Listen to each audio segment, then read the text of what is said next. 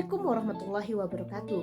Perkenalkan, saya Rini Anisyah Beruginting dari kelas prakerja Neuro Linguistic Programming atau NLP. Pada kesempatan kali ini, saya akan membahas mengenai motivasi berdasarkan tipe metaprogrammers. Nah, tipe metaprogrammers itu terdiri dari 6. Yang pertama ada toward atau away from. Yang kedua, big picture dan detail. Kemudian yang ketiga ada internal dan eksternal. Kemudian yang keempat itu sameness dan difference. Yang kelima ada option dan prosedur. Dan yang terakhir itu ada proaktif dan reaktif. Apa saja sih motivasi dari tipe-tipe metaprogrammers yang telah kita sebutkan tadi? Yang pertama ada toward. Toward merupakan motivasi diri untuk fokus pada tujuan yang ingin dicapai. Contoh motivasi toward yaitu saya sangat termotivasi untuk mengajar karena saya ingin melihat perkembangan dan pemahaman siswa meningkat dari waktu ke waktu. Melihat mereka berhasil dan mendapatkan hasil yang baik merupakan kepuasan tersendiri bagi saya. Yang kedua ada away. Nah, away ini merupakan motivasi diri dengan mengidentifikasi hambatan yang harus dihindari.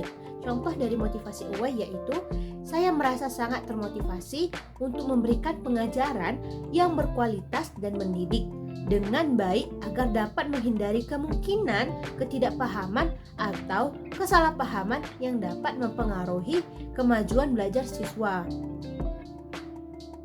Yang kedua ada internal dan eksternal. Hal ini merupakan motivasi yang datangnya dari orang lain atau apresiasi yang datangnya dari orang lain. Contohnya yaitu saya termotivasi oleh penghargaan dan apresiasi yang saya terima dari siswa, rekan kerja, atau pemimpin sekolah ketika melihat hasil positif dari upaya mengajar saya dan dampak yang saya berikan kepada siswa. Contoh motivasi internal yaitu saya merasa termotivasi oleh kepuasan pribadi ketika melihat siswa yang berhasil memahami materi dan mencapai prestasi akademik yang baik. Itu memberikan rasa pencapaian dan kebanggaan bagi diri saya sebagai seorang pendidik. Yang ketiga, ada big picture dan detail. Picture ini merupakan gambaran besar dari tujuan yang hendak kita capai. Contohnya, melihat bagaimana proses pengajaran saya berkontribusi pada perkembangan dan pertumbuhan siswa dalam jangka panjang membuat saya sangat termotivasi untuk terus memberikan pengajaran yang berkualitas dan mencapai tujuan pembelajaran yang lebih besar. Yang kedua, detail. Nah, detail ini merupakan gambaran secara spesifik dan mendetail terhadap tujuan yang hendak kita capai. Contohnya, saya fokus pada detail-detail kecil dalam perencanaan pembelajaran, seperti menyusun rencana pembelajaran yang terstruktur dan menyiapkan materi yang relevan. Dengan memberikan perhatian terhadap detail ini, saya merasa termotivasi karena saya tahu bahwa hal-hal kecil ini akan mempengaruhi kualitas pembelajaran siswa. Yang keempat, ada sameness dan different. Nah, sameness merupakan motivasi diri dengan melihat kesamaan dari orang lain. Contohnya, melihat bagaimana pendekatan mengajar saya berhasil memahami dan memotivasi siswa sebelumnya, memberi saya motivasi untuk terus menggunakan strategi yang sama, yang terbukti efektif dan menginspirasi siswa dalam belajar. Dua, different. Different merupakan motivasi diri dengan menghargai perbedaan atau different dan keunikan yang dapat diperoleh. Contoh motivasi different. Saya merasa termotivasi untuk mencari pendekatan yang berbeda dan inovatif dalam belajar.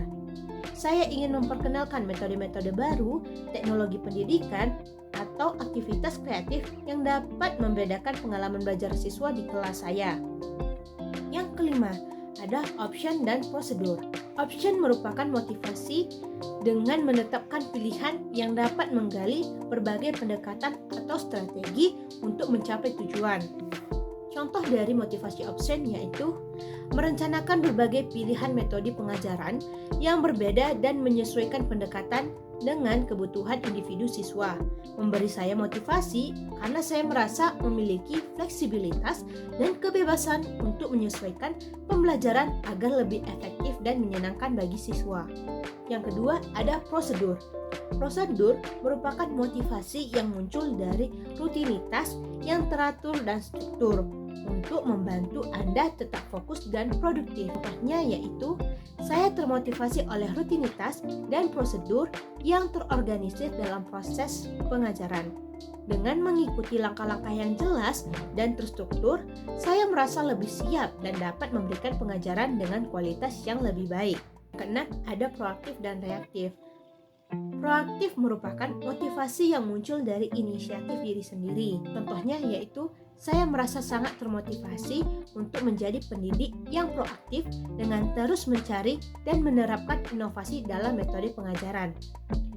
Saya aktif mencari peluang untuk meningkatkan kualitas pembelajaran, misalnya dengan menghadiri pelatihan atau mengikuti perkembangan terbaru dalam dunia pendidikan. Saya ingin menjadi agen perubahan dalam menciptakan pengalaman belajar yang lebih baik bagi siswa. Yang kedua, reaktif. Nah, reaktif merupakan motivasi yang muncul dari suatu masalah untuk mengubahnya menjadi kesempatan untuk tumbuh dan belajar. Contohnya yaitu, saya merasa termotivasi untuk merespon kebutuhan dan tantangan yang muncul dalam proses mengajar.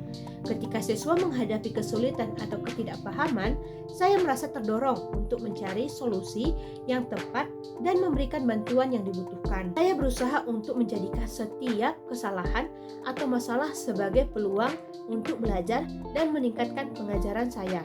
Contoh motivasi reaktif yaitu, saya merasa termotivasi untuk merespon kebutuhan dan tantangan yang muncul dalam proses mengajar.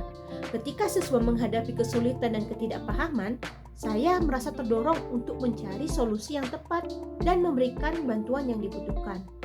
Saya berusaha untuk menjadikan setiap kesalahan atau masalah sebagai peluang untuk belajar dan meningkatkan pengajaran saya. Demikian motivasi berdasarkan tipe-tipe meta programming. Sekian dari saya. Assalamualaikum warahmatullahi wabarakatuh.